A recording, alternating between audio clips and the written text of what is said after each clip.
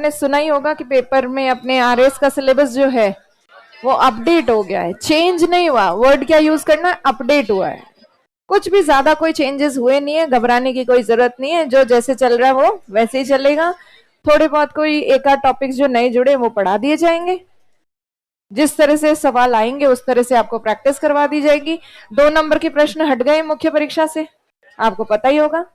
तो अच्छी चीज है, जो कुछ भी हुआ है अपडेट में वो सब अच्छा हुआ है।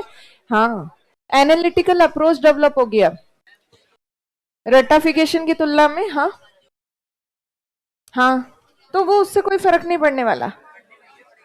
पढ़ना तुम्हें पड़ेगा, पर कई सारी चीजें जो है वो अच्छी हुई है सिलेबस में। जैसे लॉ का जो सिलेबस हुआ करता था उसमें स्पेसिफाई कर दिया कि इस धारा से इस धारा तक ही पढ़ना है। तो अब आपको कम से कम क्लियरिटी आ गई कि हाँ हमें क्या करना है। कंप्लीट आप यूपीएससी जैसा भी नहीं बोल सकते, बट हाँ एनालिटिकल अप्रोच डेवलप हो गई है, वो बहुत अच्छा है। और पहले हिंदी के बेसिस पे या इंग्लिश के बेसिस पे, लैंग्वेज बेसिस पे पूरा सिलेक्शन हो जाता था। अभी सब सब्जेक्ट्स थोड़ा थोड़ा पढ़ने पड़ेंगे, क्योंकि जीएस भी मतलब एनालिटिकल हो गया और लैंग्वेज वाले पेपर में ऐसे का बहुत बड़ा रोल हो गया। तो ऐसे मतलब एक तो प्राइवेसी वगैरह इतने सारे रटना और एक तरफ ऐसे लिखना वो ज्यादा अच्छा होता है। और जिसकी जीएस स्ट्रांग होती है उसको ऐसे लिखने में ज्यादा दिक्कत नहीं आती। यूपीएससी वगैरह में ऐसे जो लिखने पड़ते हैं बहुत लंबे लंबे, वो लिखे जा सकते हैं। अभी आपको लगता होगा कि हम क्या लिखेंगे, वो आपको जैसे जैसे क्लास में चीजें सिखाई जाएंगी वैसे वैसे आपको आ जाएंगी। बहुत इजी होता है। मैं तो ऐसे, मैंने भी यूपीएससी में ऐसे लिखा था और ऐसे में बहुत अच्छे मार्क्स मिले थे मुझे। और मैंने तो बस यही अप्रोच अपनाई थी कि जो भी आपको टॉपिक दिया है वो टॉपिक के बारे में आप सोचो कि आपने अभी तक जीएस के कौन कौन से सब्जेक्ट्स पढ़े, उन सब्जेक्ट से रिलेट कर दो उस टॉपिक को। हर एक टॉपिक के बारे में आप एक एक पैराग्राफ लिख दो, तो आपका लगभग जो है काफी लंबा चौड़ा आपका ऐसे बन जाता है। सपोज टॉपिक आपको दिया गया है महिला, वुमन, वुमन या वुमन एम्पावरमेंट से रिलेटेड, तो आपने जितने सब्जेक्ट्स पढ़े हैं अभी तक उनको वुमन के एस्पेक्ट में सोच लीजिए। जैसे हिस्ट्री आपने पढ़ा है तो ऐतिहासिक पृष्ठभूमि क्या रही है महिलाओं की। फिर आप टेक्नोलॉजी पढ़ते हो तो तकनीकी या तकनीक में टेक्नोलॉजिकल एडवांसमेंट में महिलाओं की क्या भूमिका रही है, कोई एग्जांपल्स अगर आप डाल सकते हो आप। और भी कोई अच्छा भौगोलिक स्थिति में कि ज्योग्राफिकली आप देखो, जैसे इंडिया लेवल पे देख लो या वर्ल्ड लेवल पे कि वेस्टर्न कंट्रीज में महिलाओं की क्या भूमिका है। कई सारे प्रेसिडेंट्स वगैरह जो है वो महिला हैं, स्ट्रॉन्ग लेडीज हैं। इसी तरह से आप नॉर्थ इंडिया साउथ इंडिया में क्या महिलाओं का स्तर है, या वो उस तरह की चीजें आप इसमें लिख सकते हो। पॉलिटी में, राजनीति में महिलाओं की क्या भागीदारी है वो लिख दिया। तो जितने सब्जेक्ट्स आपको आते हैं, इंटरनेशनल रिलेशंस में महिलाओं की क्या भूमिका है, कोई अंतर्राष्ट्रीय स्तर पे कोई महिला जो कि बहुत चर्चित हो उसका आप उदाहरण देते हुए आप लिख सकते हो। आप स्पेस, साइंस के सेक्शंस बहुत सारे होते हैं। साइंस का टेक्नोलॉजी वाला सेक्शन भी होता है, स्पेस टेक्नोलॉजी वाला भी होता है, और भी होता है। तो स्पेस सेक्टर में आपको पता ही है महिलाएं कितना आगे हैं, और कई सारी महिलाओं के आप उदाहरण दे सकते हो। ऐसे आपको कुछ नहीं करना, उस टॉपिक से रिलेटेड जितने सब्जेक्ट्स आपके दिमाग में आ रहे हैं उन सब्जेक्ट्स के हिसाब से सोचना है। एथिक्स जब आप पढ़ोगे तो आपको पता चलेगा, एथिक्स में बताया जाता है कि इमोशनल इंटेलिजेंस महिलाओं में ज्यादा होती है, ऐसा एथिक्स में कहते हैं, है ना। और होते हैं इमोशनल, भावनात्मक बुद्धिमत्ता महिलाओं में ज्यादा होती है, ऐसा माना जाता है और होती भी है। वो मैं, तुम उस पर बहस मत करो, नहीं तो अपनी 1-1 हो जाएगा। तो ऐसे जितने भी सब्जेक्ट्स आपने पढ़े, और कौन से सब्जेक्ट्स याद आ रहे हैं आपको? हिस्ट्री तो हो गया। हाँ, इकोनॉमी, इकोनॉमी में महिलाओं की क्या भूमिका है, या महिलाएं किस स्तर पर देश की अर्थव्यवस्था में या किसी भी अर्थव्यवस्था में अपना योगदान दे सकती हैं। और फिर आप ये सब चीजें लिखने के साथ साथ कि अभी वर्तमान में और फ्यूचर में मैथ्स में भी आप लिख सकते हो। हर हर फील्ड में आप लिख सकते हो।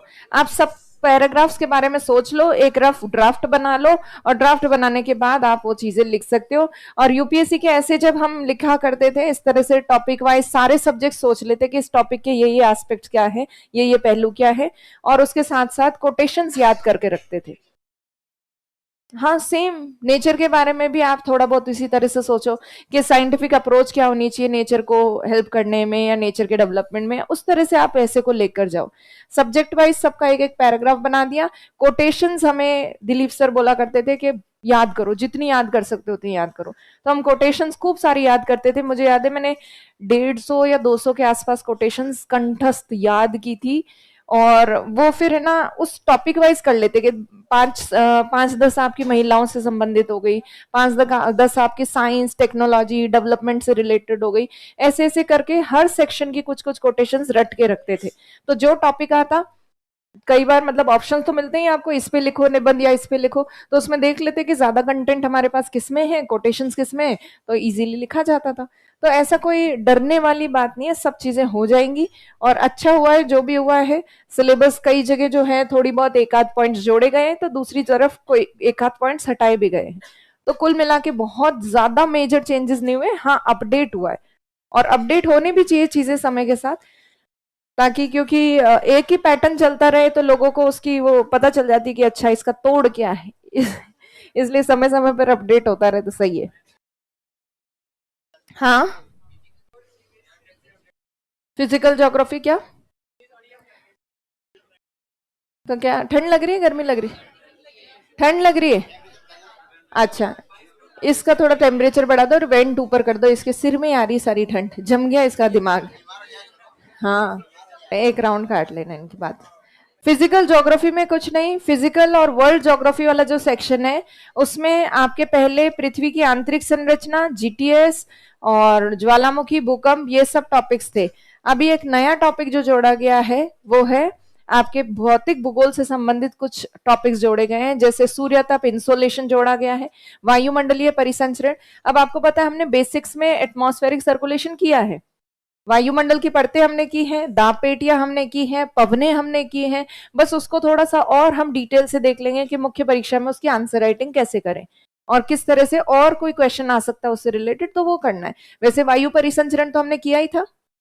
तो जो चीजें हमने बेसिक्स में की हैं कुछ, तो उन्हीं को थोड़ा सा और अपडेट करके मेंस के लायक हमें थोड़ा सा करना है। कुछ एक दो नए टॉपिक है, नए टॉपिक नहीं है, पहले तो बेसिक्स में वो भी कराया करते थे। आजकल जो है क्योंकि सिलेबस इतना लेंदी हो गया इसलिए बेसिक्स से वो हटा दिया, वरना पुराने जो स्टूडेंट्स है उन्होंने फिजिकल ज्योग्राफी में आर्द्रता और आर्द्रता के प्रकार भी किए हुए हैं। आपके कोई पुराने भैया वगैरह दीदी वगैरह पढ़े हुए हो तो उनसे पूछ लेना। विशिष्ट आर्द्रता, सापेक्ष आर्द्रता, ये सब की जाती है, निरपेक्ष आर्द्रता, relative humidity, specific humidity, absolute humidity, ये सब हमने पहले किया हुआ है। बस अब आपके जो मेंस के टॉपिक होंगे उसमें वो अलग से करवा दिया जाएगा और मेंस की आंसर राइटिंग प्रैक्टिस भी हो जाएगी।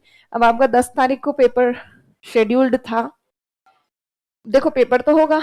और अब की बार इस वाला पेपर तो शायद फोटोकॉपी अगर हो चुका होगा तब तो जैसा चल रहा वैसा, अगली बार वाले पेपर जो आपके होंगे वो नए पैटर्न के हिसाब से, और नए पैटर्न में 2 नंबर के क्वेश्चंस हटा दिए गए हैं, 5 और 10, मौज ही मौज।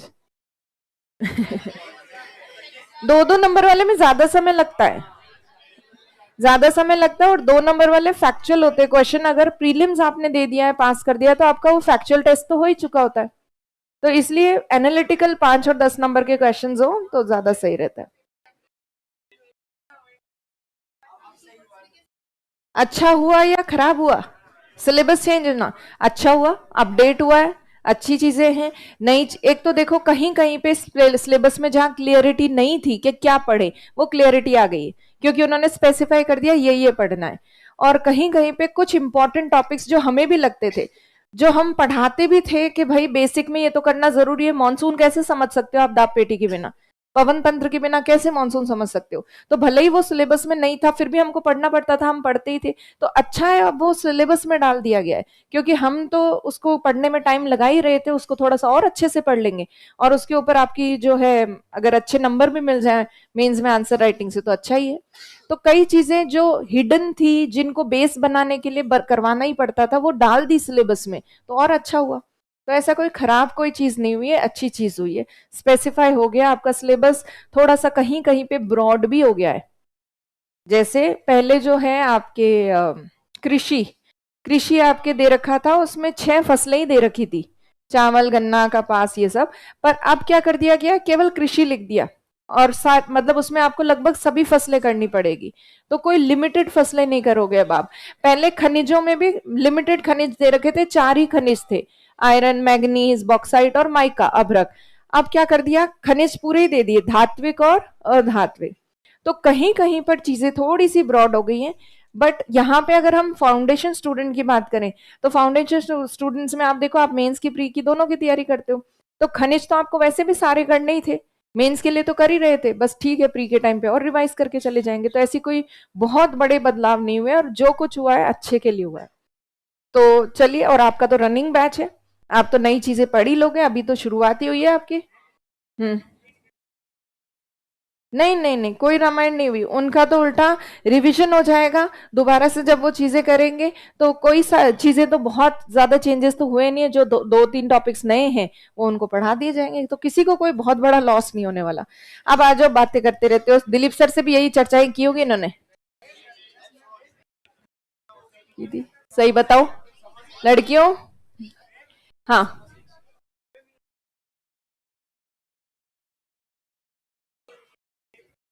क्या पुराने स्टूडेंट्स?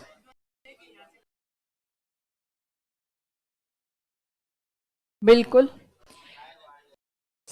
पुराने स्टूडेंट्स जो चले गए हैं, आपको पता है पुराने स्टूडेंट्स, आप तो खैर अगर जुड़े हुए हो और कोई पुराने स्टूडेंट्स के संपर्क में हो, तो आपको ध्यान होगा कि स्प्रिंग बोर्ड में प्रीलिम्स से पहले और मेंस से पहले रिवीजन क्लासेस होती है, और रिवीजन क्लासेस में सब ओल्ड स्टूडेंट्स को बुलाया जाता है, मतलब ऐसे फ्री होता है कि हाँ आप सब आइए रिवीजन कीजिए।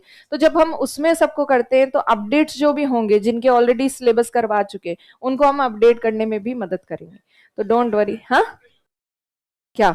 हाँ, जनरली जो बैचेस, जैसे मान लो तुम्हारा बैच हो गया, तुम्हारा सब कुछ करवा दिया, अब जब प्रीलिम्स आएगा तब ज्योग्राफी का पूरा जब रिवीजन होगा, तो उसमें एक बड़े क्लासरूम में रिवीजन लगाया जाता है, जिसको आना हो वो आके क्लासरूम में रिवीजन ले सकते हैं। तो वो सब चीजें, सुविधाएं उपलब्ध करवाई जाती हैं, आज ही नहीं पहले से ही होती है। ठीक है, तो अब पढ़ने पे ध्यान दे दो। आज का हम टॉपिक कर लेते हैं, हिमालय